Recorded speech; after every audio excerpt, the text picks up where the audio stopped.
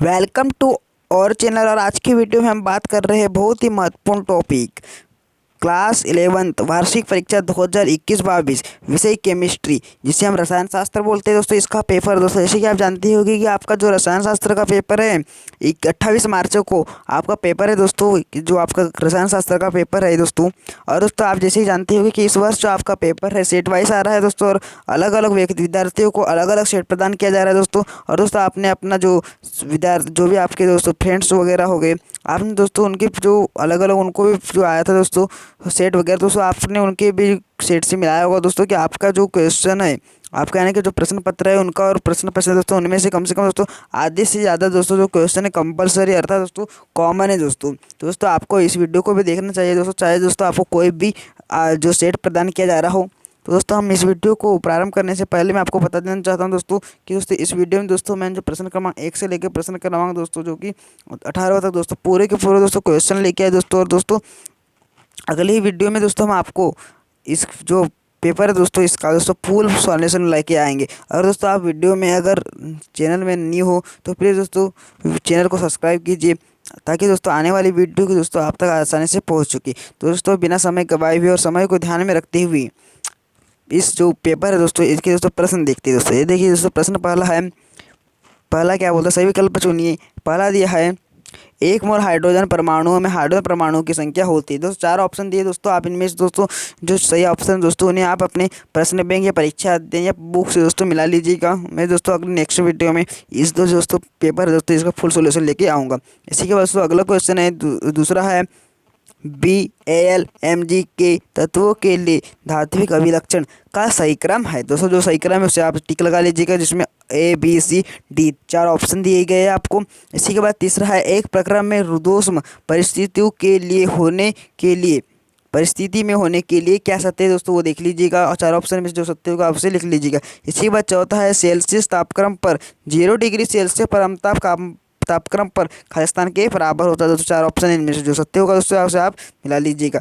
इसी के बाद अगला क्वेश्चन है इनमें से किस क्षार धातु का गलनांक न्यूनतम है, जिसमें देखिए दोस्तों यहाँ 4 जो है धातुएं दी है, सभी की सभी दोस्तों 4 धातुएं है दोस्तों। इसी प्रकार दोस्तों इनमें से जो सत्य होगा दोस्तों आप उसे लिख लीजिएगा। इसी के बाद अगला क्वेश्चन है दोस्तों, आप इसे दोस्तों प्लीज़ पढ़ के जाइएगा दोस्तों इस पेपर को, ताकि दोस्तों आपको बाद में कोई कठिनाई ना हो। इसी के बाद दोस्तों अगला क्वेश्चन है रिक्त स्थानों की पूर्ति कीजिए, वो भी दोस्तों सही विकल्प चुनकर आपको इनकी पूर्ति करनी है। पहला है किसी कार्बनिक यौगिक में नाइट्रोजन तथा या सल्फर की पहचान खालिस्तान परीक्षण द्वारा करते हैं दोस्तों। 5 ऑप्शन जो आपको 2 ऑप्शन दिए दोस्तों, इनमें से जो सही होगा दोस्तों से आप लिख लीजिएगा या याद कर लीजिएगा। इसी के बाद दूसरा दोस्तों खालिस्तान क्षार धातु जल योजित लवण देती है तो इसका आपको सही आंसर पे टिक लगा के याद कर लेना। इसी के बाद है दोस्तों तीसरा है 2.005 में खालिस्तान सार्थक अंक है तो दोस्तों इसमें आ जाएगा 4, जो उसका ऑप्शन नंबर जो सेकंड वाला है वो सत्य होगा। इसी के बाद चौथा है बोर मॉडल की विफलता का कारण खालिस्तान है, जो बोर मॉडल है दोस्तों उसकी विफलता का कारण क्या बताना है आपको इसमें। इसी के बाद अगला क्वेश्चन है 5वां ऊष्मा क्षेपी अभिक्रिया के लिए डेलच होता है जहाँ अभिक्रिया के दौरान खालिश ऊष्मा उत्सर्जित होती है, जो ऑप्शन दिया है दोस्तों उसमें आप सही लिखा रहे। तो दोस्तों इसी के बाद अगला क्वेश्चन है जो कि है प्रश्न क्रमांक 3 सही जोड़ी बनाइए। तो दोस्तों आप इसका जल्द से जल्द स्क्रीनशॉट ले लीजिए दोस्तों, और इसे आप अपने जो है आपकी प्रश्न बैंक या जो परीक्षा दें इनमें से दोस्तों इनके आंसर मिला लीजिएगा। इसी के बाद दोस्तों हम अपना नेक्स्ट जो है क्वेश्चन देखते हैं, जो कि प्रश्न क्रमांक 4 है एक शब्द या एक वाक्य में उत्तर दीजिए। पहला है सीमांत अभिकर्मक किसे कहते हैं, दूसरा है गुलसाक का नियम लिखिए, गुलसाक का नियम लिखना है। इसी के बाद तीसरा है अम्लीय वर्षा क्या है दोस्तों। अम्लीय वर्षा बहुत ही महत्वपूर्ण टॉपिक है, आपको दोस्तों 9वीं 10वीं में सामाजिक विषय में पूछा जाता था और विज्ञान विषय में भी पूछा जाता था। इसी के बाद चौथा देखिए इसका यूपीएससी नाम लिखना है। और 5वां क्या है सिलिकॉन क्या है, सिलिकॉन दोस्तों आपको बता देना सिलिकॉन क्या होते हैं। इसी के बाद दोस्तों इसके बाद से दोस्तों आपके जो है 2 अंक के क्वेश्चन शुरू होते हैं दोस्तों, जिसमें से पहला क्वेश्चन पूछा गया आपको स्थिर अनुपात का नियम लिखिए, और उसी का अथवे में दिया है दोस्तों। ये देखिए अथवे में दिया है आपको मूलानुपाती सूत्र और अणुसूत्र में अंतर स्पष्ट कीजिए। इसी के बाद छठवा जो आपको दिया है दोस्तों, ये देख लीजिए। छठवा क्वेश्चन है H2O तथा H2SO H2 यानी जल और इसको जो बोलते हैं दोस्तों मुझे याद नहीं आ रहा है, इसका मैं आपको दोस्तों बाद में बताऊंगा कि संरचना की तुलना कीजिए दोस्तों। इनमें दोस्तों 2 जो संरचना दी इनकी आपको तुलना करनी है। इसी के बाद दोस्तों इसी का अथवा जो दिया है 10 आयतन H2O2 विलयन की सामर्थ्य परिकलित कीजिए।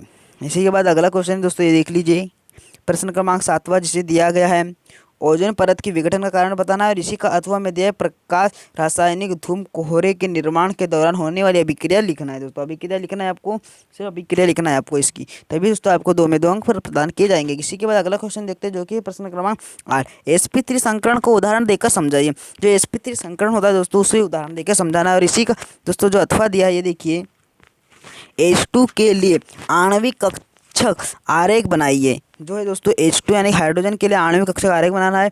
और इसी के जो दोस्तों अगला क्वेश्चन है, प्रश्न क्रमांक 9, बायल तथा चार्ल्स का नियम लिखकर आदर्श गैस समीकरण स्थापित करना है। और इसी का अथवा दिया है दोस्तों, ये देखिए, एक गुब्बारे में कमरे के ताप पर हाइड्रोजन गैस भरी है। यदि दाब को 0.2 बार से अधिक कर दिया जाता है तो गुब्बारा फट जाता है। यदि एक बार दाब पर गैस 2.27 लीटर आयतन घेरती है तो कितने आयतन तक गुब्बारा फुलाया जा सकता है। दोस्तों इसी भी आप अपने जो आपके पास दोस्तों परीक्षा देंगे उसमें दोस्तों ज़रूरी ये होगा, नहीं होगा तो दोस्तों उसमें से आप एक कम कीजिएगा। इसे आप अपनी जो बुक है दोस्तों उसमें से भी देख लीजिए। अधिकांश दोस्तों जो क्वेश्चन रहते हैं प्रश्न बैंक के आपको जो पुस्तक है दोस्तों उसमें से ही पूछे जाते। अगला क्वेश्चन देखते हैं दोस्तों, जो कि ये रहा आपका प्रश्न क्रमांक 10वां है, निम्नलिखित के संदर्भ में क्षार धातु एवं क्षारीय मृदा धातु की तुलना कीजिए। क्षार धातु और क्षारीय मृदा धातु की तुलना करना है, वो भी दोस्तों कुछ संदर्भ दिए गए यानी कि कुछ टॉपिक से करनी है। पहला है आयनन एंथैल्पी और बी है ऑक्साइड की क्षारकता। 3 अंक का है दोस्तों, तो ऐसे आप थोड़े बड़े ही इसमें लिखिएगा दोस्तों ताकि आपको 3 में 3 अंक दे सके जाचक। इसी का अथवा है दोस्तों, संक्षिप्त में उत्तर दे। ये देख लीजिए जो आपको दिया है दोस्तों, ये देख लीजिए, ये रहा आपको इसी का अथवा है। पहला है KO2 अणुचुंबकीय क्यों होता है, और दूसरा है सोडियम क्लोराइड के प्रारंभ करके सोडियम हाइड्रोक्साइड किस प्रकार बनाएंगे। इसी के बाद दोस्तों प्रश्न क्रमांक 11 है, किसी तत्व के परमाणु में 19 इलेक्ट्रॉन है और 35 न्यूट्रॉन है, तो इसमें प्रोटॉन की संख्या याद करना है आपको और तत्व का इलेक्ट्रॉनिक विन्यास बताइएगा। और इसी के बाद अथवा क्वेश्चन, अगला क्वेश्चन है जो कि इसी का अथवा दिया है, ये देखिए, एक इलेक्ट्रॉन किसी 3D कक्षक में है, इसके लिए NLM के संभव मान दीजिए। और इसी के बाद अगला क्वेश्चन है जो कि प्रश्न क्रमांक 12 है, किसी वर्ग या आवर्त में परमाणु त्रिज्या किस प्रकार परिवर्तित होती है, इस परिवर्तन की व्याख्या आप किस प्रकार करेंगे। और इसी के बाद अथवा है जो कि देख लीजिए, ये रहा, एफ ब्लॉक तत्व क्या है, इनके सामान्य अभिलक्षण याद करें। दोस्तों इनके साथ साथ दोस्तों एफ ब्लॉक के साथ साथ जो आपके SPD ब्लॉक है दोस्तों, इनकी भी आपको अभिलक्षण याद कर लेने हैं ताकि दोस्तों इसमें से भी आपको क्वेश्चन पूछे जा सकते हैं। दोस्तों ये कोई रियल पेपर नहीं है दोस्तों, ये जो आपका है मॉडल पेपर है दोस्तों। इसी के बाद जो अगला क्वेश्चन है जो कि है दोस्तों, पर भी दोस्तों ये बहुत ही आया पे क्वेश्चन है इनमें दोस्तों, जो कि हर बार पूछे भी जाते हैं। इसके बाद अगला क्वेश्चन है, एक आदर्श गैस के लिए CP तथा CV में संबंध स्थापित कीजिए। दोस्तों आपको सिर्फ संबंध नहीं लिखना दोस्तों, इसमें स्थापना यानी कि सूत्र की स्थापना भी आपको करनी है। इसी का अथवा दिया है, बताइए कि निम्नलिखित में से किसमें एंट्रोपी बढ़ती है या घटती है। पहला है एक द्रव या ठोस अवस्था में परिवर्तन होता है, दूसरा है एक क्रिस्टलीय ठोस ताप 0 केल्विन से 115 केल्विन तक बढ़ाया जाता है। इसी के बाद है प्रश्न क्रमांक 14 है, देखिए आप, एसिटिक अम्ल का pK2 तथा अमोनियम हाइड्रोक्साइड का pKb क्रमशः 4.76 और 4.75 है। अमोनियम एसीटेट विलयन के pH मान की गणना करनी यानी कि pH जो मान होता है उसकी गणना करनी है आपको। क्वेश्चन को अच्छे देख लीजिएगा। इसी के अथवे में दिया है, निम्नलिखित में से लुईस अम्लों एवं लुईस क्षारों में वर्गीकृत कीजिए और बताइए कि ऐसा व्यवहार क्यों दर्शाते हैं। देख लीजिए दोस्तों, आप इसे क्वेश्चन को अच्छे से पढ़ लीजिएगा। इसी के बाद है प्रश्न क्रमांक 15 है जो कि देख लीजिए है, प्रभाजी आसवन विधि का नामांकित चित्र बनाना है। और इसी के अथवे में दिया नाइट्रोजन अणुआपन की ड्यूमेरा विधि में 0.3 ग्राम कार्बनिक यौगिक 300 केल्विन दाब पर तथा 715 मैग्नोमीटर दाब पर 50 मिलीलीटर नाइट्रोजन देता है। यौगिक में नाइट्रोजन के प्रतिशत की गणना कीजिए। देखिए दोस्तों, क्वेश्चन को पढ़ लीजिएगा और इसे आप इसका जो है आंसर देख लीजिएगा। इसी के अथवा सॉरी दोस्तों, प्रश्न क्रमांक 16 है, विद्युत रासायनिक सेल का वर्णन निम्न बिंदु के आधार पर करना है। पहला है सेल का नामांकित चित्र बनाना है, और दूसरा क्वेश्चन है अर्ध सेल अभिक्रिया, तीसरा है लवण सेतु का कार्य, और चौथा है सेल अभिक्रिया। इसी का अथवा है दोस्तों, देखिए लीजिए, निम्नलिखित में ऑक्सीकरण संख्या ज्ञात कीजिए। देख लीजिए दोस्तों, ऑक्सीकरण संख्या आपको निकालने आती होगी, आपके टीचरों ने इनसे बताया भी होगा दोस्तों किस प्रकार निकालते। तो दोस्तों आप इसका भी आंसर देख लीजिएगा। और इसी का दोस्तों दूसरा में दिया है, नीचे दी गई अभिक्रिया में पहचान कीजिए कि किसका ऑक्सीकरण हो रहा है और किसका अपचयन हो रहा है।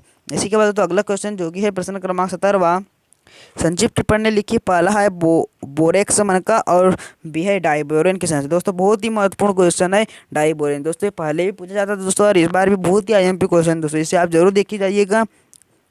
इसी का अथवा है निम्नलिखित समीकरण को संतुलित करना। दोस्तों ये समीकरण है असंतुलित है दोस्तों, और इसे आपको जो है संतुलित करना है। दोस्तों आपको समीकरण संतुलित करते आते होंगे, इसे अच्छे से देख लीजिएगा। इसी के बाद है प्रश्न क्रमांक 18वां, C5H10 के संगत एल्कीनों के विभिन्न संरचनात्मक समावयवों के संरचना सूत्र एवं IUPAC नाम लिखना है। दोस्तों जो IUPAC नाम आपको आते होंगे दोस्तों, इसे भी इसके IUPAC भी नाम आपको लिखने को कहा गया। इसी का अथवा है दोस्तों, जो कि देख लीजिए, ये है निम्न कैसे प्राप्त करेंगे। सिर्फ समीकरण लिखना है दोस्तों, उसकी जो है दोस्तों विधि नहीं लिखना है। देख लीजिए दोस्तों, इसकी स्क्रीनशॉट ले लीजिए और इसके दोस्तों आप आंसर देख लीजिए। देखिए दोस्तों, यहाँ मैंने दोस्तों जो है प्रश्न क्रमांक 1 से लेकर प्रश्न क्रमांक 18 तक, जो कि आपका रसायन शास्त्र का पेपर है दोस्तों, जो भी आपका सेट भी है दोस्तों, अधिकांश दोस्तों आपको जो है सेट भी ही पूछा जा रहा है। तो दोस्तों अगर आपको वीडियो अच्छी लगी और आपको लगे कि आपने इस वीडियो से कुछ अच्छा सीखा है, तो दोस्तों प्लीज़ वीडियो को लाइक कीजिए और चैनल को सब्सक्राइब कीजिए, ताकि दोस्तों आने वाली वीडियो आप तक आसानी से पहुँच सके। दोस्तों आपको इस वीडियो को देखने के लिए धन्यवाद।